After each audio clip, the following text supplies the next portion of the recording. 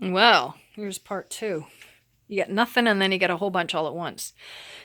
This is my basement, obviously unfinished, in various stages of unfinishment.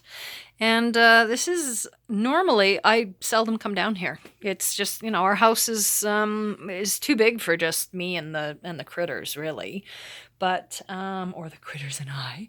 But it's one of those things that I like having all this extra room because there's lots of stuff that I do occasionally.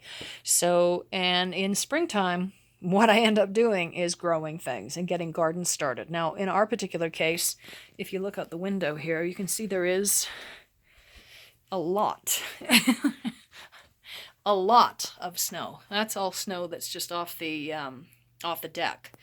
So we have still probably 2 feet of snow, I would expect, and deeper in areas where it's drifted and where I've gotten the snow blower and that kind of stuff out. But anyways, yeah, we've got at least a good 2 feet of snow, and we had 3 inches of snow yesterday and 6 inches the day before, and it was this morning. Woke up, it was minus 19. So we've got a lot of winter to go here. So, but in the meantime, we've got a short growing season, long days, especially being up here because I'm up on a ridge. So our days are very, very long because there's nothing to stop the sun and kind of being up on the top of a mountain. So our days are very long, but we don't have a whole bunch of them. So I start growing things in pots fairly early. Started obviously, well, you can tell by the corn that it was, about a month ago, I guess. And that might be a little bit early, but I have to tell you, it's the only drawback of that is then you have to repot things. You got to pot them on, pot them on, pot them on, which is a bit of a pain. But when you're retired, it's what you do, and it's what you have to do to be able to get the produce that you want all the way through the year.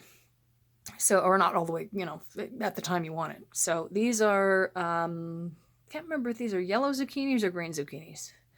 These guys were, I just put these in these containers today. So I use anything and everything I can get my hands on to put these plants in. Because something that's flat on the bottom is great. Something that doesn't tip over, because I do have this new kitten and he is everywhere. And so yeah, I end up getting things and putting them in pots, starting them in just little tiny pots like this, little peat pots and things like that. And then I just pot them on. I also found these bags. These are little, I don't know, fiber bags or whatever. And I just put dirt in them. And then you put the plant, the seed in. And then the roots grow right through the bag. So, but these are some brassicas. I can't remember what the heck is in half this stuff. So, and then this is a hydroponic setup that I just built a little while ago. And a few years ago, I bought off of AliExpress. And, if you don't like the fact that people buy stuff from China, well, just deal with it. This is tape, LED tape, and it's 12 volt, I think this one is. And it, so I just stick it to PVC and then wire them in series back and forth.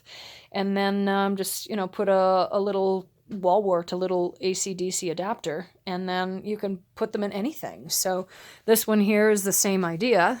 It's just happens to be painted black, but that's a tape underneath it. And I also have little fans because that makes the saplings or the seedlings grow stronger if they've got a little bit of wind to kind of make them stronger. And these are potatoes. So these are my potatoes from last year's crop. And I don't particularly worry about disease because this is all in fresh soil. So I've taken the potatoes and I put them in the bottom one, and then when they grow up, then I cut the bottom out of a next pot and I slide that over the top and I fill it full of dirt, and then they grow up through that. So I'm 3 deep now, and I think I might go one more. So the question is going to be, how do I get all the potatoes out of there? But it's kind of a one-shot deal. You got to get all the potatoes out at one point. So, bit of a pain, but not too bad. And I actually had flowers on that the other day. So I actually have potatoes that are ready. So the way this works, I'm doing this right now with a timer that I haven't actually set up to be a timer yet. So this is a bucket of water with a pump in it. And the pump sucks the water up and it goes into each one of the 2 sides. And there's, I originally put blue food coloring in there just so I could see where the water was when I was setting it up, timing and things like that. And, but that's actually, the green is now nutrient water. So the water gets pumped up into these, so it goes down into there. And then when it gets down to the end, there's, it's called a bell siphon. Essentially what it is a bit that sticks up in a cap that goes over the top of it.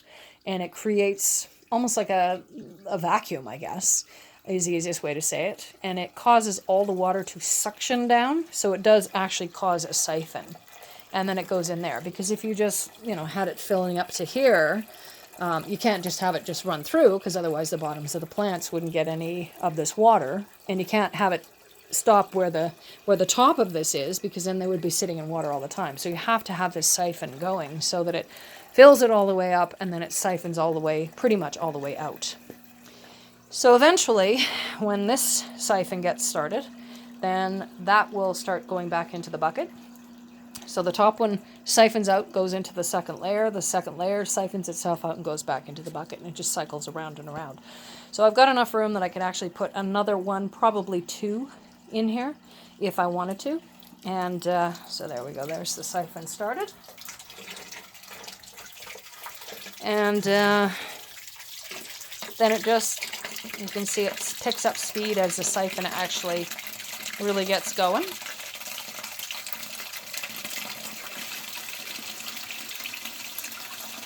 Woohoo! There we go. And then it siphons all the way, the water pretty much all the way through. You can see that one rocking back and forth there. So, and then the bucket pretty much gets almost all the way up, because it just literally just kind of siphons through, and you don't waste any water that way. Nothing's just going into runoff or any of that kind of stuff. The plants get what they need, and the water is recycled over and over and over again. It's also aerated as it moves through the system, so I don't have to worry about stagnant water or any of that kind of stuff. So yeah, and it works really well. So these haven't been in here all that long, but they're doing really well. So I'll probably take the cucumbers out and put them into actual soil and move them over into a window somewhere. I'm running out of window space. So here's what's going on over there. These are all my flower pots that are going to be hanging in front of the house. And these are, those are sugar pumpkins. You can't really tell the difference between anything because they're all, basically the same family. And these are yellow zucchinis. So, and there's another little pot of potatoes over there. So these guys are just about to pop into flower. So I'm going to have to play, bee. And let's go around with a little paintbrush and make sure everything is fertilized. So, but yeah, so I mean, everything is growing like crazy, and all I have to do is just take these big pots and stick them in the ground outside, and we'll be ready to go whenever the snow decides to finally bid us adieu.